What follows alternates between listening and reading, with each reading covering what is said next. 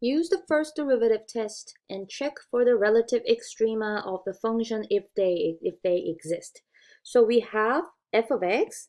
So if you want to do the first derivative test, then well, we have to find the first derivative. So let's do that. So f prime of x is 3x squared plus 12x.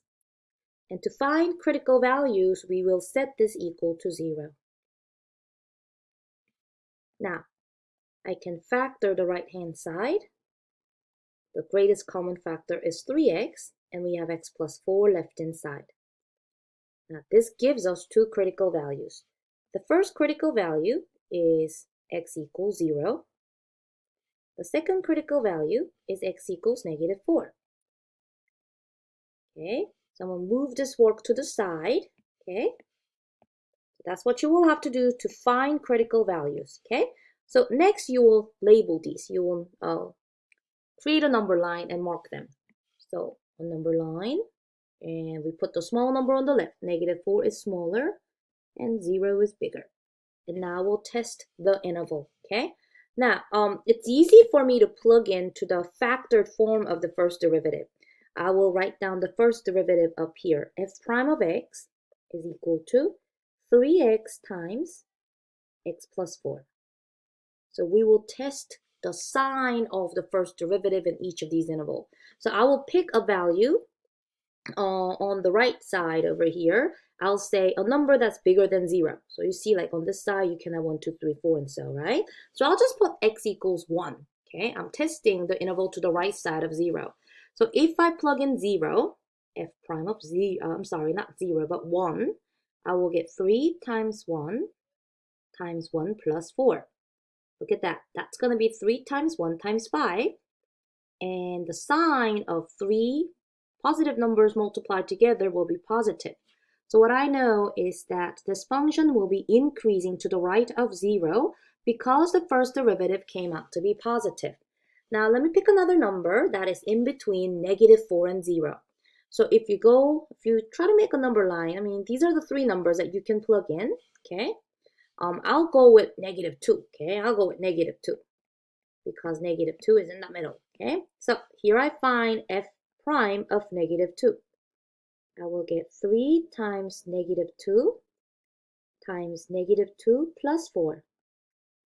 Well, this is 3 times negative 2 plus 2.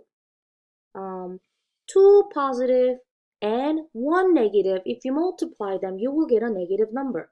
So if the first derivative is negative, then we know this interval is decreasing. Okay, the function is decreasing from negative 4 to 0. All right, let's check the last interval. All right, let's pick a number that is smaller than negative 4. So you can think of things like negative 5 or negative 6, anything that is to the left of negative 4. So I'm going to go with negative 5, okay? So if I plug in negative 5 into the first derivative, let's see the sign. I'm going to do 3 times negative 5 times negative 5 plus 4. That is positive times negative times negative.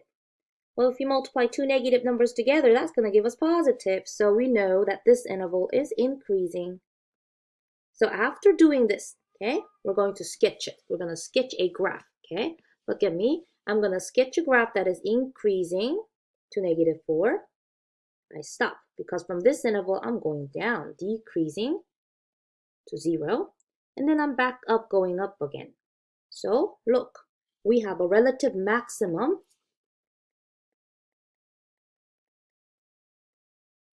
at x equals 4, and we have a relative minimum at x equals 0. So let's see. Use the first derivative test to check for the relative extrema of the function if they exist.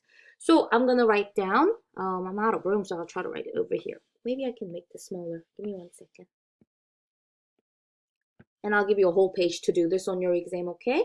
So we have relative max at negative 4 and relative minimum at 0 And you do want to find the y-coordinate. So if you want to find the y-coordinate, you will just need to plug in these x values into the original function, not the derivative function. Because if you plug it into the derivative function, you will get 0. Because these are critical values, right? So you will do that, and that's going to be the y-coordinate of the relative maximum. I will do, for this one, I will have to find f of 0. That will be 0 cubed plus 6 times 0 squared minus 5, and that will be negative 5. Go ahead and use your calculator to find out the y-coordinate of the relative maximum, but as long as you are plugging into f of x instead of f prime of x, and kind of write that down for me, how you are finding that y value, you will get full credit for this problem, okay?